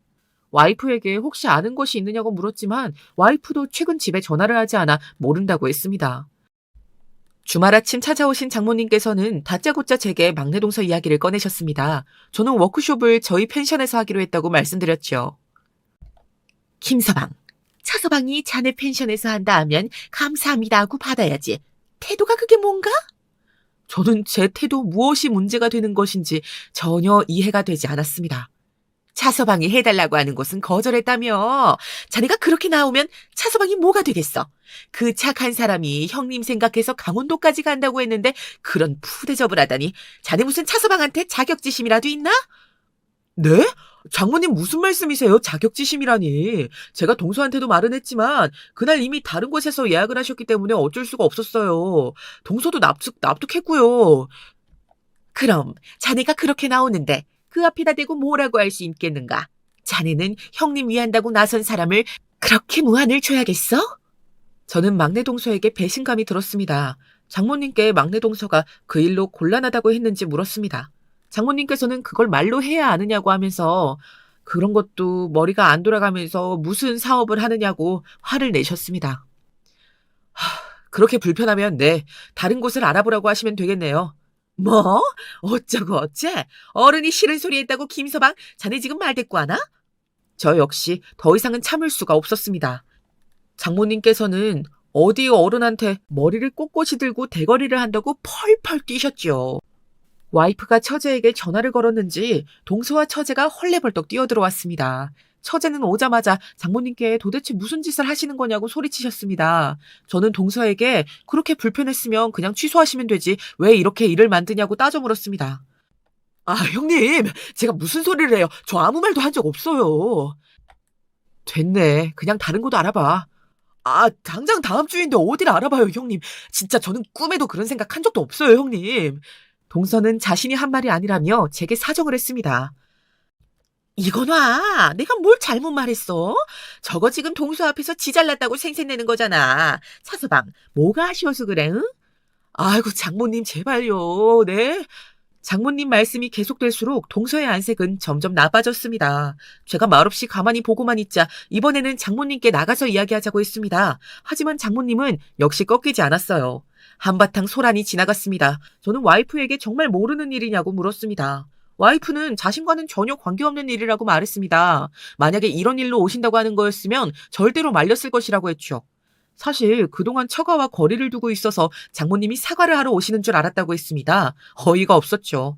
저는 오늘 일을 그냥 넘어가지 않겠다고 말하며 생각할 시간을 달라고 했죠. 와이프는 장모와 사는 것도 아닌데 너무 심각하게 받아들이지 말아달라고 했습니다. 저는 대답하지 않았고요. 그 일이 있고 나서 동서와 처제는 몇 번이나 저를 찾아와 사과를 했습니다. 처제는 펜션이 잘 되는 것 같다는 의미로 장모님께 말씀드린 것이라고 했습니다. 식사나 잠자리에 대해 신경 쓰는 모습을 보니 펜션이 인기가 있을 수밖에 없을 것 같다고 했는데 장모님께서 그렇게 받아들이실 것이라고는 생각도 못했다고 말이죠. 동서 역시 워크숍을 다들 만족했다고 다음에도 꼭 이곳에서 했으면 좋겠다는 말을 들었다며 자신은 장모님이 생각하시는 그런 생각 조금도 한 적이 없었다고 오해하지 말아달라고 했습니다. 두 사람이 이렇게까지 사과하는 것을 보니 저도 마음이 풀렸습니다. 와이프도 제가 기분이 좀 풀리자 안도하며 앞으로는 처가와 거리를 두자고 이야기를 꺼냈습니다. 하지만 아무리 거리를 둔다고 하더라도 집안의 경사를 모른 척할 수는 없었습니다. 장인어른 생신을 이번에는 집에서 하신다고 해서 일찍 와이프와 함께 찾았습니다. 의뢰 집에서 모임을 하는 날이면 힘쓰는 일을 돕기 위해서 처제 식구들보다 한 발 앞서 도착했었던 것이 습관이라 그날도 당연한 듯이 움직였지요. 집안 가득하게 음식 냄새가 진동을 하고 있었습니다. 장모님께 인사를 드렸지만 시선도 주지 않으셨습니다. 엄마, 우리는? 김서방은 안 보여? 뭐 귀한 손님 오셨다고 왔으면 온 거지. 저 역시 아직 장모님께 감정이 좋지 못했기에 대꾸도 없이 안으로 들어갔습니다. 곧 막내 처제네 식구가 들어왔습니다. 저번 일로 막내 동서와 장모님은 아직 사이가 서먹한 듯 보였습니다. 장모님께서는 왔느냐고 짧게 인사를 하시고는 그래도 승진 이야기 들었다고 하면서 축하한다는 말은 빼놓지 않으셨습니다. 동서는 감사하다는 말을 제외하고는 별 반응이 없었고요. 그렇게 식사 준비를 하는데 갑자기 와이프가 다가와서는 간을 좀 봐달라고 하며 갈비찜 작은 조각을 제 입에 넣어주었습니다. 입안에서 살살 녹더군요. 저는 정말 맛있게 잘 된 것 같다고 말했습니다. 그때였습니다. 김서방, 지금 자네 뭘 먹은 거야? 갑자기 장모님께서 주걱을 들고는 소리를 지르셨습니다. 저는 당황해서 와이프가 간을 봐달라고 해서 갈비찜 조각 하나를 먹었다고 했습니다. 갈비찜? 그거 자네 먹으라고 만들었는지 알아? 세상에 어디서 그걸 먼저 먹어? 엄마도 참 간이 제대로 된 건가 싶어서 내가 줬어. 제부도 하나 먹었고. 아유, 별것도 아닌 걸로 왜 그래? 와이프가 거들자 장모님은 주걱을 싱크대에 던지시더니 소리를 높이셨습니다. 그게 어떤 갈비찜인데? 내가 개원하고 정신없이 바쁜 유서방 먹이려고 한 거야. 근데 그걸 홀라당 저놈이 먹어? 아직 유서방이 손도 대지 않은 것을? 장모님, 저놈이라뇨. 아, 제가 몰래 먹은 것도 아니고 간 봐달라고 해서 한 조각 먹은 건데 너무하신 거 아닙니까? 한 조각. 참, 김서방, 나는 자네가 내 집에서 라면 먹는 것도 아까워. 내가 딸내 반찬 해주다가도 자네 입에 들어간다 생각하면 손이 안 움직인다고. 그런데 유서방 먹을 갈비찜을 탐내? 저는 더 이상 참을 필요성을 느끼지 못했습니다. 장모님, 해도 너무하십니다. 아무리 제가 마음에 들지 않으셔도 선은 지켜주셔야죠. 매번 주제니 급이니 분수니 말씀 그렇게 하시는 거 아닙니다. 지금 저놈이 여기가 어디라고 눈을 그렇게 뜨고 그래. 내가 저번 차서방 일로 대들 때 알아봤어. 어디서 못 배운 티를 내고 있어. 지 마누라 돈으로 사는 주제. 엄마! 와이프가 깜짝 놀라며 장모님을 크게 불렀습니다. 너희 엄마 아직 귀 안 먹었다? 어디서 소리를 질러? 내가 뭐 없는 말 했어? 장모님께서 한술 더 떠서는 제게 손가락질까지 하시며 소리를 지르셨습니다. 저는 더 이상은 못하겠다는 생각에 옷을 챙겨 들었습니다. 때마침 둘째 처제 가족이 집으로 들어왔습니다. 둘은 당황하면서 무슨 일이냐고 물었습니다. 우리 유 원장은 신경 쓸 일 아니야. 어휴, 얼굴이 반쪽이네. 많이 바쁘지? 장모님께서는 부드럽게 동서를 부르고는 자리를 권했습니다. 동서는 어리둥절한 얼굴로 저를 보더군요. 형님, 가십니까? 제가 대답하기도 전에 장모님께서 저를 밀치시며 말씀하셨어요. 갈 거면 냉큼 꺼져. 여기 김서방 반기는 사람 없으니까. 예, 가지요. 2번 다시 오지 않겠습니다. 깔끔하게 그냥 정리하죠. 저는 와이프가 안고 있던 아이를 빼앗듯이 안아들었습니다. 오빠! 정리는 무슨 정리해, 오빠! 됐어. 너는 그냥 여기 있어. 윤희는 내가 데리고 간다. 따로 이혼 서류 보낼게. 와이프는 놀란 얼굴을 하고는 저를 붙들었어요. 장모님께서는 그런 와이프의 팔을 잡아당겼습니다. 가게 둬! 이혼? 누가 무서워할 줄 알고. 우리 딸 정도면 재혼을 해도 네 놈보다 나은 사람이 줄을 서. 냉큼 내 집에서 나가. 네, 갑니다. 저도 더 이상 있고 싶은 마음 없습니다. 돌아서는데 의사 동서와 눈이 마주쳤습니다. 동서, 미안한데 내가 이 집구석이랑 인연을 끊고 싶거든. 그러니까 건물 이번 달 안에 비워줘. 내가 손해배상은 할 테니. 제 말에 의사 동서는 갑자기 무슨 소리냐며 이런 경우가 어디 있냐고 말했습니다. 법적으로는 절대 할 수 있는 일이 아니긴 했지요. 저는 그러니 손해배상을 하겠다고 하는 것 아니겠냐고 말하면서 이 집하고는 엮이고 싶지 않다고 분명하게 말했습니다. 저와 동서의 대화를 듣던 식구들은 아리송한 얼굴로 둘을 바라보았습니다.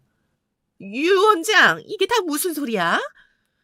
무슨 소리는요, 장모님. 모르셨어요? 저희 병원이 들어있는 건물주가 형님이에요. 뭐라고? 유 원장 병원이 강남 아니었어? 형님 아니었으면 개원도 힘들었어요. 월세도 반만 받으시고 거기다 내부 인테리어까지 싹 해주셨죠.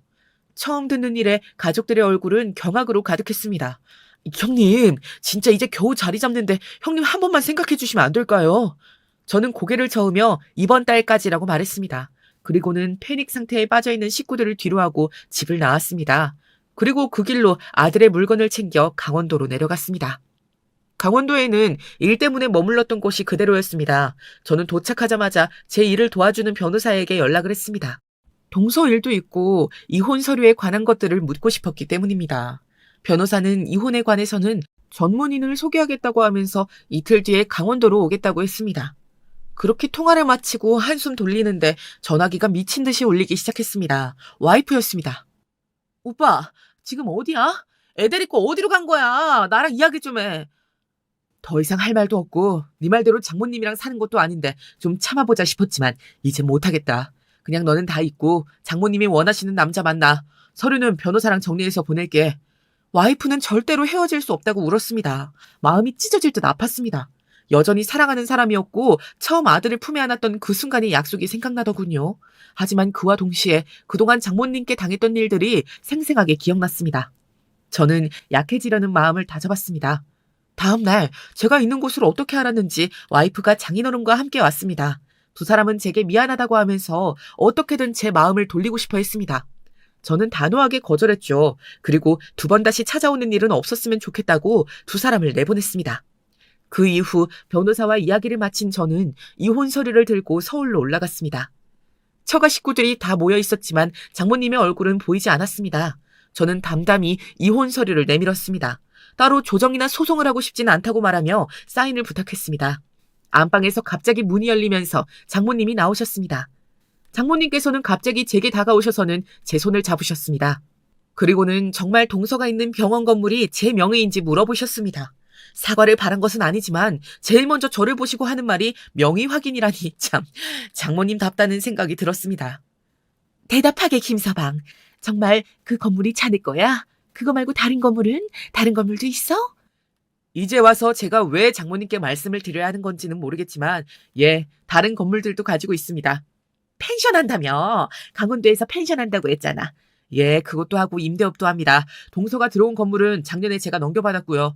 궁금증 해결 다 되셨으면 이 손 좀 놓으시죠. 저는 장모님의 손을 뿌리쳤습니다. 장모님께서는 다시 제 손을 잡고는 자신이 잘못했다고 이혼은 절대 안 된다고 하셨습니다. 내가 눈이 어떻게 된 건지. 아니지, 정신이 나갔나 봐. 김서방한테 잘못했네. 응? 그러니 이혼은 없던 일로 하세. 내가 이렇게 빌 테니까 우리 유서방 병원도 좀 봐주고. 응? 책에서 탐욕으로 눈이 번들거린다는 말을 본 적이 있는데 장모님의 눈을 보고 하는 말이구나 싶은 생각이 들었습니다. 제가 그저 그런 펜션업자가 아니란 사실에 이렇게 손바닥 뒤집듯 쉽게 변하시는 모습에 웃음이 났습니다. 저는 전혀 되돌릴 마음이 없다고 했습니다. 제가 계속 거절을 하자 장모님께서 신경질을 내셨습니다. 역시나 사람은 그렇게 쉽게 변하는 것이 아니지요. 장모님께서 뭘 하실 필요는 없습니다. 어떻게 하시든 제 결정 바뀔 리 없으니까요. 순간 장모님께서는 제 분을 이기지 못하시고 저의 멱살을 잡으려고 손을 올리셨지요. 조마조마한 마음으로 장모님을 지켜보던 가족들이 모두 달려들어 장모님을 붙들었습니다. 장모님은 이건 놔라고 소리치셨지만 처제들이 서둘러 장모님을 안으로 데리고 들어갔죠. 저는 와이프에게 이렇게 된 것은 마음 아프지만 서로 갈 길 가는 것이 좋겠다고 말했습니다.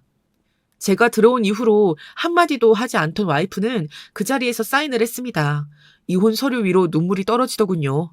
저도 마음이 아팠습니다. 그녀는 그래도 아이는 보고 싶을 때 보여줬으면 좋겠다고 했습니다. 저는 언제든 연락을 하라고 하고는 처가를 빠져나왔습니다.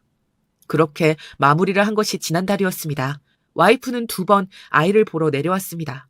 내려올 때마다 살이 빠지는지 초췌한 얼굴을 하고 있어 마음이 아렸습니다. 처음에는 아무 말 없이 아이와 놀다가 올라갔습니다. 그리고 2번째 왔을 때 와이프가 그러더군요. 장모님과 장인어른께서 별거 중이라고 말입니다. 장인어른은 이혼도 생각하셨던 모양인데 차마 나이 들어서 그렇게까지 할 자신은 없으셔서 별거를 선택하셨다고 했습니다. 처제는 물론 동서도 장모님께는 발길을 뚝 끊었다고 와이프나 일주일에 한 번 얼굴을 보러 간다고 말했습니다. 와이프 성격에 그냥 그렇게 둘 순 없었겠죠. 저는 장모님에 대해 그 어떤 동정의 마음도 들지 않았습니다. 저는 와이프에게 고생이 많겠다고만 했습니다. 그녀는 대신할 수 있는 말은 아니지만 그래도 미안하다고 말했습니다. 저는 그런 와이프의 어깨를 토닥여 주었습니다. 그녀는 또 오겠다는 말만 남기고 그렇게 서울로 올라갔습니다.